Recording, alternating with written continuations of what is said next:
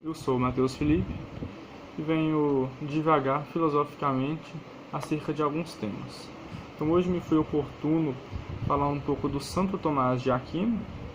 Santo Tomás de Aquino, que é um filósofo medieval que está situado na Escolástica. Então essa filosofia medieval ela é dividida em duas partes, na patrística e na escolástica. A patrística, que tem seu grande expoente como o Santo Agostinho. Então, o Santo Agostinho ele utiliza de ideias platônicas para poder fundamentar as ideias teológicas. Já a escolástica ela utiliza de ideias aristotélicas para poder fundamentar a fé cristã. Então, o Santo Tomás de Aquino, ele consegue trazer as ideias aristotélicas para o cristianismo. Então, tanto que tem uma frase muito bonita do Chesterton, que ele fala que o Santo Agostinho ele não reconciliou Cristo com Aristóteles, mas ele reconciliou Aristóteles com Cristo, né?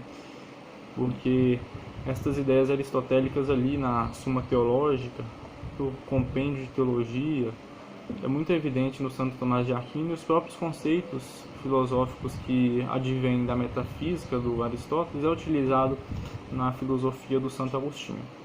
Então, outro ponto importante dentro da filosofia do Santo Tomás de Aquino é que ele consegue fazer uma união muito boa entre a fé e a razão, né?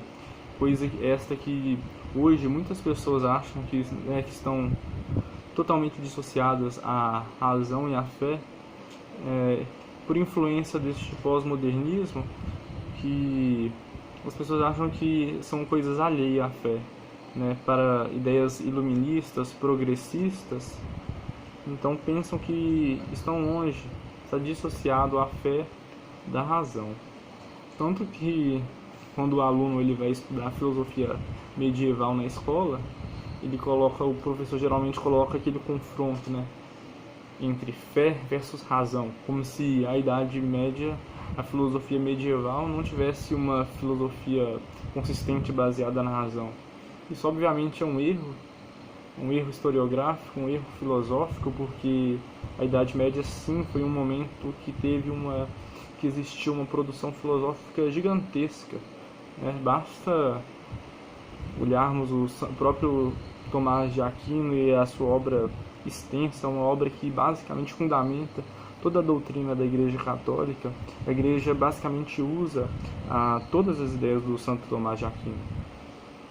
Então, hoje eu vou me propor somente a expor a primeira via do Santo Tomás de Aquino. São 5 vias de provas da existência de Deus. Então, é o segundo tópico da Suma Teológica, que o título é Deus existe? Então, o Tomás de Aquino ele se propõe a responder isso. Começa a Suma Teológica, ela tem ali a exposição dela. O Tomás de Aquino ele coloca primeiro a oposição, o que os opositores dizem, aí depois ele responde. Então dizem os opositores, por exemplo, na Suma Teológica, que é impossível se provar a existência de Deus através dos métodos racionais.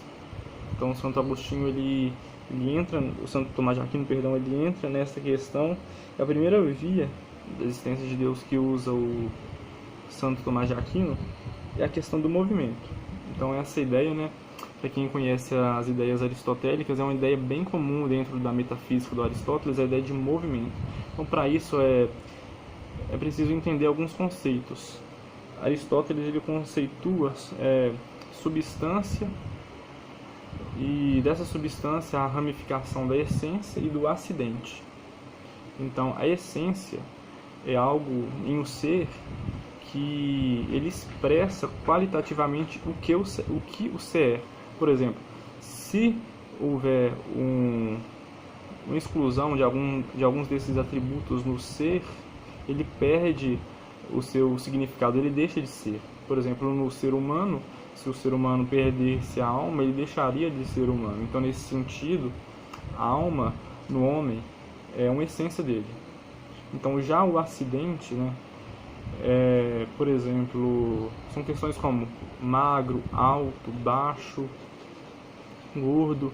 Então são questões acidentais, porque se você tira um desses atributos do homem, ele não deixa de ser o que é.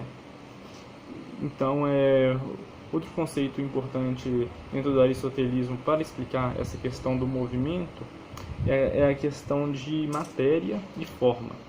Então, Aristóteles ele diz que a matéria em movimento ela tende a atualizar a potência dentro do ser. Novamente, outros conceitos: potência e ato. Potência é uma potencialidade própria do ser humano. Por exemplo, todo ser que se move, ele tem uma potencialidade a passar pelo ato. É como se fosse uma transformação. Por exemplo, é uma virtude que está para ser alcançada.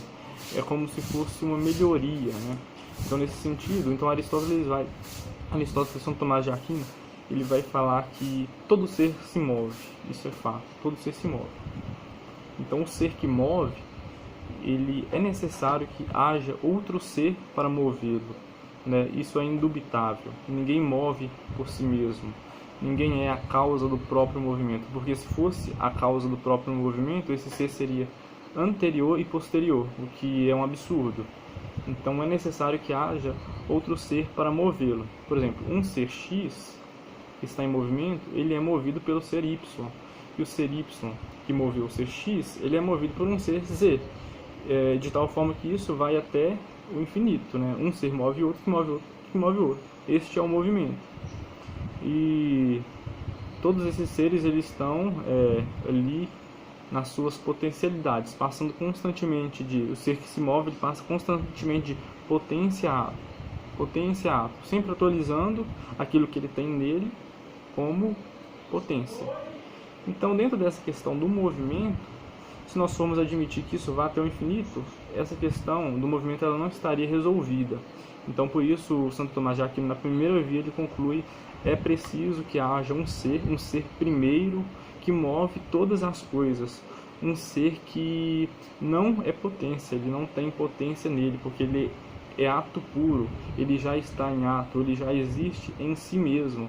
A existência dele é plena, não há ninguém pode movê-lo, é ele que move as coisas. E, portanto, o Santo Tomás de Aquino ele conclui: este ser, primeiro motor, conhece-se como Deus, primeiro motor imóvel dentro dos conceitos aristotélicos. Então, pois bem, essa foi a primeira via do Santo Tomás de Aquino. Nas próximas ocasiões estarei expondo as outras vias do Santo Tomás de Aquino.